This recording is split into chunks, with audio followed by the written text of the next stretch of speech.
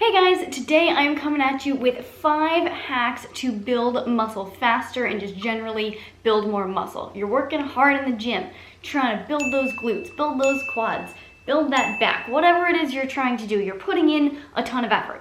You want to make sure that that effort is maximized into the maximum potential muscle gains. There's nothing worse than putting in like 3 to 6 months of solid effort to build some muscle and then realizing you only built about half as much as you theoretically should be able to build in that amount of time. So I just wanted to give you guys some like quick fire tips to really maximize your muscle building potential. And these are going to be like a step up from the basic tips that you see like literally everywhere, like make sure you're eating in a surplus. That's pretty important. Everyone talks about protein. You gotta make sure you're eating enough protein. Also, you gotta be lifting heavy because that's what stimulates muscle growth in the first place. Once you got those things down, these tips are really going to enhance your efforts. I wanna try to keep this short and sweet, so if there's any tip in particular that you want me to dive farther into to really expand on the explanation of so that you can understand it better, let me know in the comments below and I may make like a follow-up video or chat about it in some other video.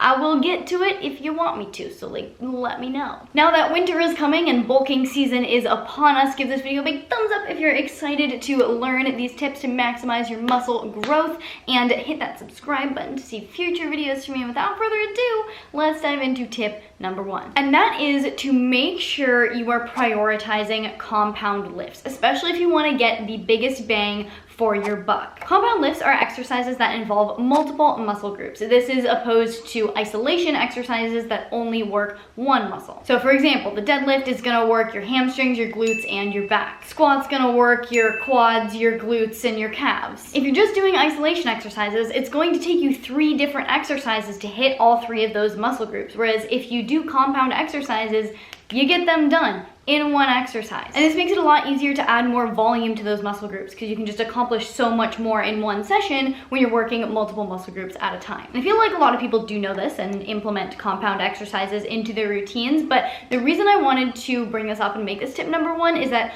a lot of the workouts that I see posted on like Instagram and YouTube tend to focus more on isolation movements, probably because there's a lot more variety in those. There's a lot of different ways to isolate the quads or isolate the hamstrings or isolate the glutes. And it's a lot more interesting to watch a workout that does like 5 different glute building exercises that are unique and fun, as opposed to a workout composed of like the squat, the hip thrust, the Romanian deadlift, and whatever other standard glute exercise you throw in there. So the 5 like basic compound lifts are the squat, deadlift, bench press, overhead press, and barbell row, but any variation of those is also gonna be really good. So like for a row, you could also do pull-ups instead of squats. You can do lunges instead of deadlifts. You can do a Romanian deadlift. Instead of bench press, you can do push-ups. You get the picture. But in general, my recommendation is to build your workouts around those kinds of exercises and then add some other isolation work in there to increase the volume for specific muscle groups that you want to focus on.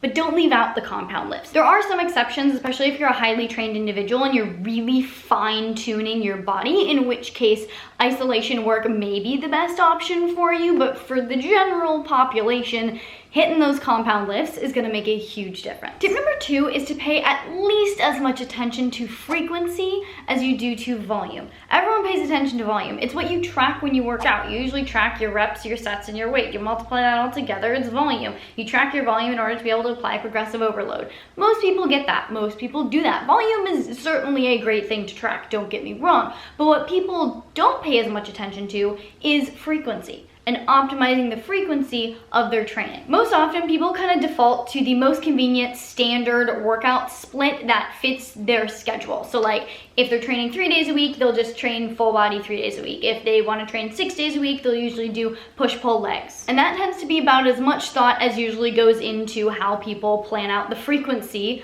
of hitting different muscle groups. But here's the thing about just being concerned about volume and not finding your optimal frequency. You can be squatting like as much volume as you want, but if you're only squatting once every 2 weeks, not going to build a ton of muscle with that. A recent meta-analysis analyzed the difference in muscle growth between groups that trained 1 day a week versus 2 days a week, where the total volume for the week was the same in both groups. So like one group did the whole workout on one day and the other group split the workout into 2 days. They were able to conclusively show that the higher frequency group, the group that did the same amount of volume but split across 2 days, got better results. So this is particularly important when you want a specific muscle group to grow faster. You can implement this strategy of increasing frequency to promote faster muscle growth of that muscle. So how do you implement this? The general rule is that you shouldn't train the same muscle group 2 days in a row. So if you train glutes on Monday, you probably shouldn't train them on Tuesday. You are safe to train them on Wednesday. So with that logic, if you're trying to grow the biggest booty that you can train glutes on like Monday, Wednesday, Friday. So that would be 3 times a week max. But here's the thing, not all training for the different muscle groups needs to be heavy lifting. There are other ways to increase frequency without increasing muscle breakdown. When you go to the gym and you lift heavy, you're actually breaking down the muscle. And this is what sends the muscle building signal. It's what causes the body to be like, okay, we need to repair this muscle, build it up, make it stronger. This muscle building signal on average lasts about 3 days. And the trick here is that you want to keep the muscle building signal elevated as high and as long as possible to maximize muscle growth. But you can't work the muscle so hard that you just keep breaking it down, or else it will never be able to fully recover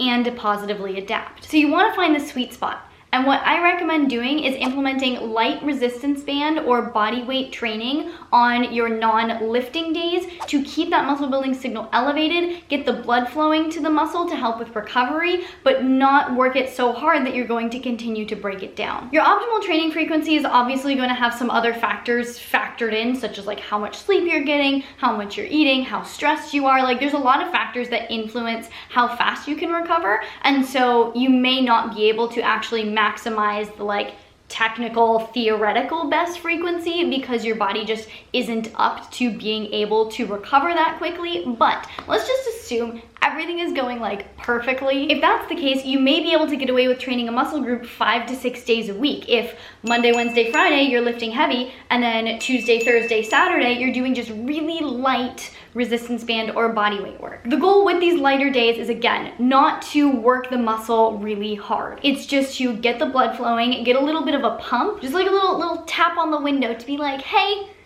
just so you know, we would like this muscle to keep growing.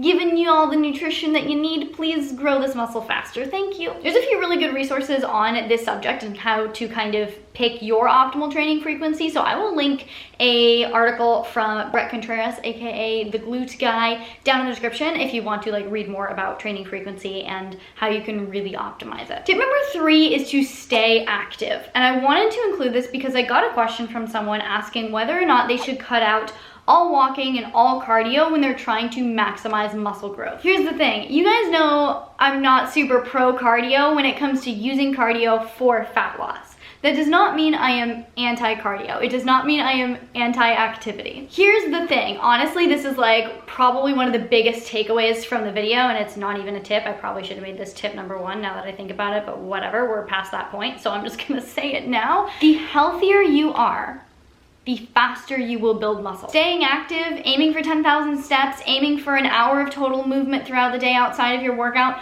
those things are going to keep you healthier, which means those things are going to help fuel muscle growth. You need baseline cardiovascular fitness to be able to optimize your lifting. If you squat 15 reps and it's your cardiovascular system that's fatiguing first, that's holding you back in your training. And so taking some time to focus on improving your cardiovascular health is going to in turn help with your efficiency of your workouts, which is going to boost muscle growth. That said, most people know that doing a ton of cardio is going to negatively impact gains. So you probably don't want to be running like 5 miles a day and then trying to lift for an hour. That is going to be counterproductive. The bottom line is that at minimum, kind of no matter what your goals are, you should be doing enough cardio to maintain your health. And yes, I do mean that even for fat loss, even though I don't recommend using cardio for fat loss, the healthier you are, the faster you're gonna lose fat also. So you do want to, no matter what, have like baseline good cardiovascular fitness. I know that is a little bit of a gray area, but I think a good test for this is if you can do